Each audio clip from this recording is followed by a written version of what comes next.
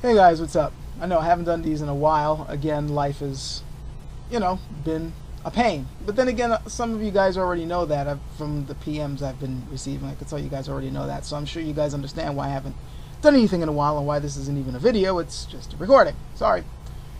And before I get into what I really want to talk about, I mean, goddamn, the lunatics really seem to be coming out of the woodwork today. Some idiot named Roses of Times decided to chime in under my God delusion video and basically dare to accuse me of being a liar when I stated that scientists have actually endorsed the book. Never mind the fact that all you have to do is open up the first few fucking pages and you see the names of the scientists right there, and all it takes is one freaking Google search to find out even more names of scientists who endorse the fucking thing.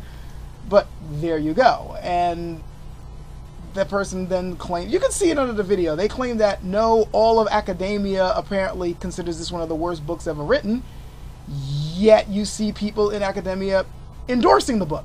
I'm not saying that there haven't been people, professors and mathematicians who have, and especially theologians, who have, haven't denounced the book. They have, but it's not like all of academia hates the fucking book. In fact, a whole lot of them fucking endorse it. So I point that out, and I asked them, who are these scientists that you say are denouncing the fucking thing? Do you mind giving me some names?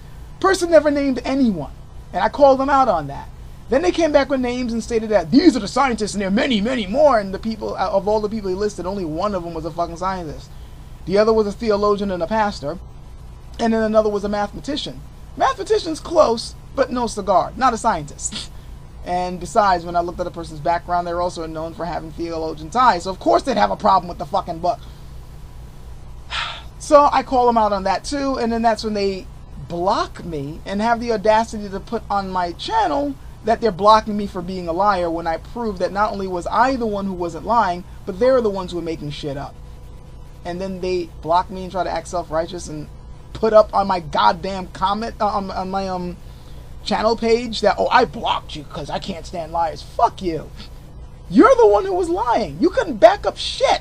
First of all, you couldn't come up with any names. Then when you did come up with names, I just easily did a Google search to show that these people aren't scientists. Only one of them would count as a scientist that you named. Meanwhile, you claimed that I was lying about saying that scientists endorsed it, and I came up with names that if you look them up, you'll find that they actually have a scientific background. They work in the field. Fuck you.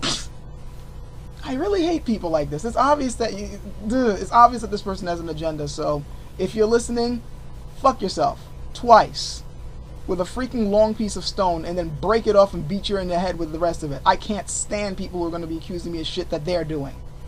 Normally, I let shit like that slide, but seriously, fuck you. Anyway, enough of that. I just had to get that out of my system. Let's get on to what I really want to talk about. This is actually something I wanted to do, I wanted to put this up, right after I did my last video, but I just didn't have the time. But it was basically about human adaptation.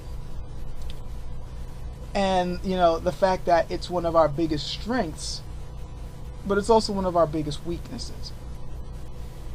What I mean by that is our ability to adapt to situations, to environments, to stimuli is the reason why we as a species has been able to survive for as long as we have. Not that, if you compare it to other species on the planet, it's not as long, but we definitely have had an interesting track record of going through some really, rough situations and making it out of it. I mean, according to what biologists and anthropologists have been, studying, what they've been discovering, Homo sapiens was almost wiped out at one point. And because they were able to spread out on the globe and adapt to all the different areas that they were in, they were able to survive while other species of humans died out, such as the Neanderthal. And even Darwin himself, when he was coming up with his particular theories of evolution, so many people seem to think that his theory is all about, its survival of the strongest ones, the mightiest ones, the most aggressive ones are the ones who survive. And that's not true. Actually, he said the one who was the most open to change, the ones who are able to adapt, are the ones who are going to be the most likely to survive. And this is basically true in so many ways. It's even a truism in business. Anybody who's been working for a company for any length of time, sooner or later has heard of some book that was spread about, which was called Who Moved My Cheese or some crap like that. I remember that book way back from when I was working for another company a long time ago. And there were going to be some major changes that they were doing to the company, i.e. layoffs and restructuring. And before that stuff happened, they passed around a book, called, Who Moved My Cheese, which was basically this whole book about telling people that they have to learn to adapt to change, otherwise, well, they're fucked. And while that is true, quite frankly, usually whenever I see a book like that being spread, that just simply means it's an excuse for motherfuckers to cut people loose from jobs. But it is basically true that, no matter what, if you cannot adapt to changing situations, you're screwed. In fact, that's part of the reason why our economy is fucked up right now, because it's based on a belief that everything's going to be stagnant. There's always going to be constant growth. People are always going to be able to be rich, and there's always going to be a way for a whole bunch of people to be millionaires, and this has never changed. America's always going to be on top, and things change. Situations are always fluid.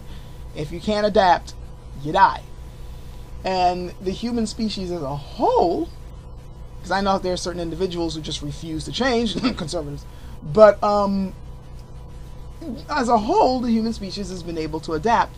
And because they were able to adapt, we're pretty much able to survive, for the most part. So it is one of our greatest strengths, our ability to adapt. However, it's also one of our biggest weaknesses. I don't know how many of you have watched the documentary Dark Days. If you haven't, I suggest you do. It's been out for quite some time, and it's a really good documentary. It's about a bunch of homeless people who were living in the old New York City Amtrak tunnels that weren't really being used, like way off the beaten track, excuse the expression. These tunnels that were barely being used, and these homeless people basically built their own little community there. Like, they built their own shacks. They had electricity they had a bit of running water, and they were like just living down there, living out their lives. And every now and they'd come up and do what you would expect certain homeless people to do. They'd go and collect, bottles and cans to recycle to make money. They're finding places to get food, like in the back of restaurants and such. But then they would go back underground, and they'd have their little stoves to cook the food, and their own little refrigerators, to keep it. And they built their own little shacks. And it's basically the whole documentary is about how they were living down there, and then how they were adjusting to things.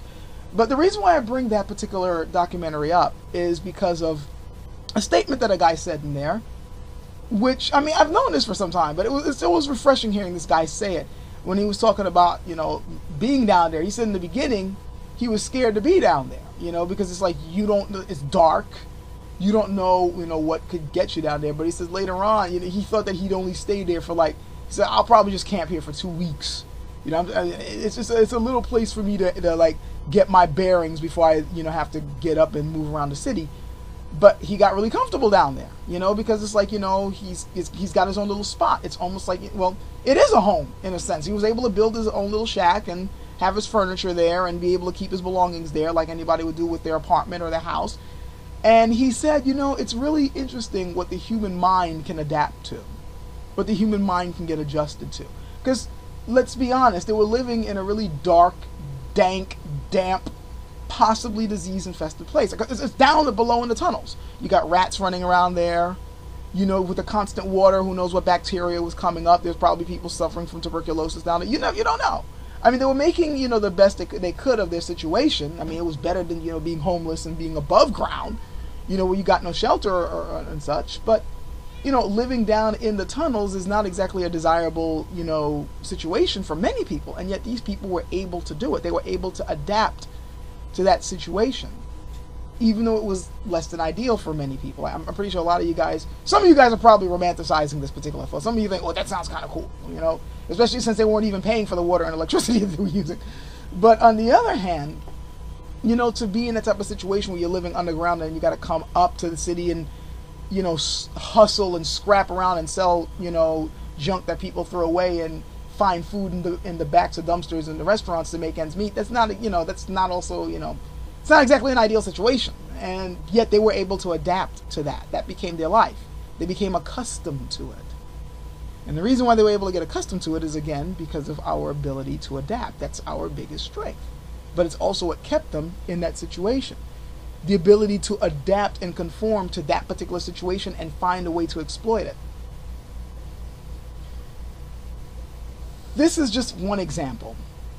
We can also come up with examples of society and cultures where you may be living under a particular culture that might have certain rules that aren't exactly conducive to a healthy lifestyle, for lack of a better term. A lifestyle that, would make you feel fulfilled,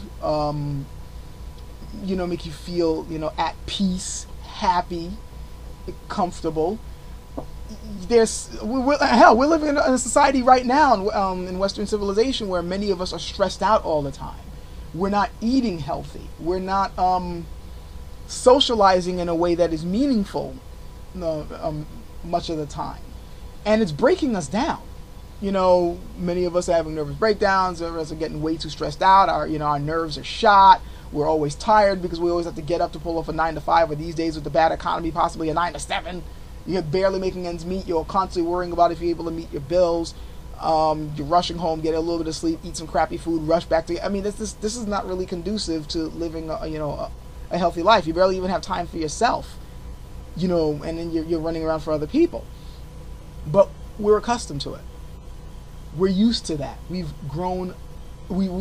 basically grown comfortable with it. We've adjusted to it. We've adapted to this. It's now normal for us because of our ability to adapt, and it's being used against us.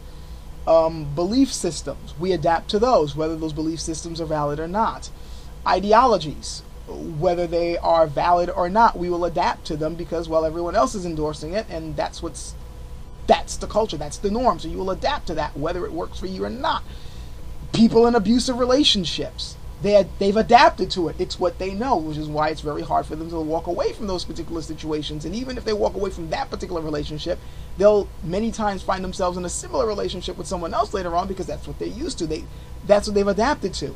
It's kind of weird. In a weird sort of way, our ability to adapt is at the same time what also keeps us from adapting to something else when we've really gotten used to something, and now suddenly we're thrust into a new situation. It takes time to adjust.